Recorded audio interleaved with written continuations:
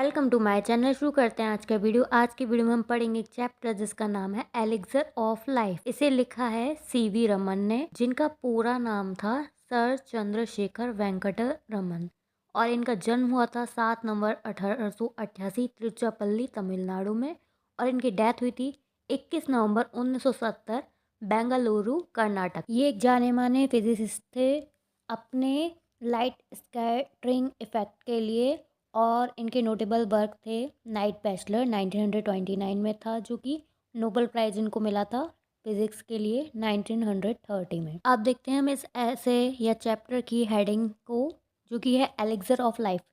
Elixir का मतलब है एक ऐसा पदार्थ जो जीवन को लंबे टाइम तक सस्टेन कर सकता है, और जिसे बोला जा सकता है अमृत, जीवन के लिए अमृत। एलिक्सर ऑफ लाइफ का मतलब ये हुआ। इस निबंध में सीवी रमन ह्यूमन और प्लांट लाइफ में जो पानी या वाटर का जो इम्पोर्टेंस है उसको बताते हैं, और पानी को सेव करने के लिए कुछ ट्रेडिशनल और मॉडर्न वेज को बताते हैं। वो भूक्षरण या सॉइल इरोजन को भी देश के कई हिस्सों में एक बहुत ज़्यादा गंभीर समस्या मानते हैं, और इसको अध्ययन करने की आवश्यकता है। इसकी वजह से काफ़ी उपजाऊ मिट्टी जो है वो बह जाती है, और जब एकदम से बारिश आती है उसकी वजह से जो मिट्टी होती है वो पानी को अंदर एब्जॉर्ब करके रोक के रखती है। सॉइल इरोजन की वजह से ऐसा नहीं हो पाता है, और मिट्टी और पानी दोनों का ही वेस्टेज होता है। सीवी रमन कहते हैं कि हर इंसान, जानवर और जो पेड़ पौधे हैं अपने शरीर में पानी का एक अनुपात रखते हैं,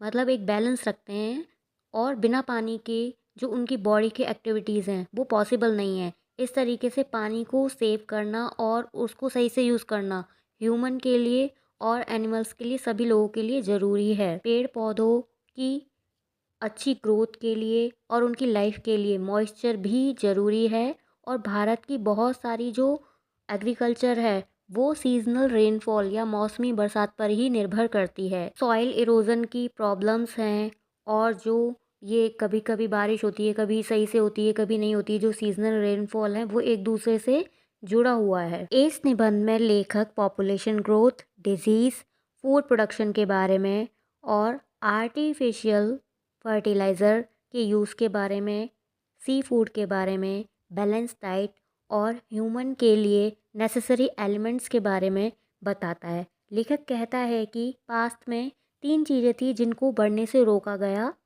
एक तो नेचुरल कैलेमिटीज़ थी, प्राकृतिक आपदाएं, भुखमरी, स्टारवेशन बोलते हैं जिसको, और बीमारी, डिजीज़। 3 तरीक़ों से जो हेल्थ का जो लेवल था उसमें सुधार लाया गया, इम्प्रूवमेंट लाया गया, और पॉपुलेशन ग्रोथ हुई। और मानव जीवन के लिए, ह्यूमन लाइफ के लिए जो चीज़ें खतरनाक थीं, जिनसे बहुत ज़्यादा पॉपुलेशन गिरी थी, उन पर नियंत्रण किया गया, कंट्रोल किया गया। जैसे शिशु मृत्यु दर घटाया गया, तथा लड़कियों की जो औसत आयु थी उसमें वृद्धि की गई। राइटर बताता है जो राइस है, चावल है, वो बेटर तरीके से ट्रॉपिक एरियाज़ मतलब उष्णकटिबंधीय प्रदेशों में उगता है। इसके लिए बेटर इरिगेशन की नेसेसिटी है, आवश्यकता है। और लास्ट 20 ईयर्स में पश्चिमी स्पेन, वेस्ट स्पेन है, और भूमध्य सागरीय फ्रांस है, उसमें चावल का जो प्रोडक्शन है वो डबल हुआ है। जापान, अमेरिका, दक्षिणी कोरिया और ताइवान में जो चावल का प्रोडक्शन है वो बहुत चौंकाने वाला है और बहुत अच्छा हुआ है। चावल के प्रोडक्शन में दोहरी या डबल फसल के लिए 3 कंडीशंस है। एक तो वार्म क्लाइमेट, दूसरा इरिगेशन की बेटर फैसिलिटीज़, और तीसरा है फर्टिलाइज़र की अवेलेबिलिटी।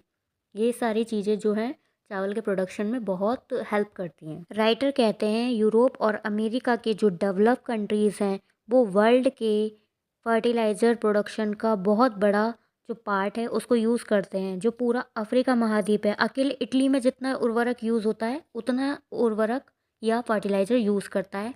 भारत और स्वीडन में जो फर्टिलाइज़र का यूज़ है वो इक्वल ही है। भारत में जो लास्ट सेंचुरी है उसमें मिनरल्स की डिप्लेशन या कमी के कारण लगभग 100 मिलियन एकड़ भूमि है वो बेकार होने का अनुमान लगाया गया है। भारत में जो बेकार पड़ी हुई 100 मिलियन एकड़ ज़मीन है उसको रासायनिक या केमिकल फर्टिलाइज़र के यूज़ के थ्रू फूड प्रोडक्शन के लिए यूज़ करने लायक बनाया जा सकता है। राइटर कहते हैं बैलेंस डाइट में प्रोटीन, फैट्स या वसा, विटामिन और वेरियस टाइप के मिनरल सॉल्ट जिन्हें खनिज लवण भी कहते हैं उनका इंक्लूड होना चाहिए। एक ही प्रकार का भोजन करने से या खाना खाने से मेल न्यूट्रिशन या कुपोषण हो सकता है। पैलेग्रा, रिकेट जिसे दंत और बेरी जिसे सूखा रोग भी कहते हैं और एनीमिया की प्रॉब्लम्स हो सकती है। भोजन में पशुओं से प्राप्त प्रोटीन जैसे मांस हो गया, मछली हो गई, दूध, पनीर और अंडे को भी शामिल किया जाना चाहिए।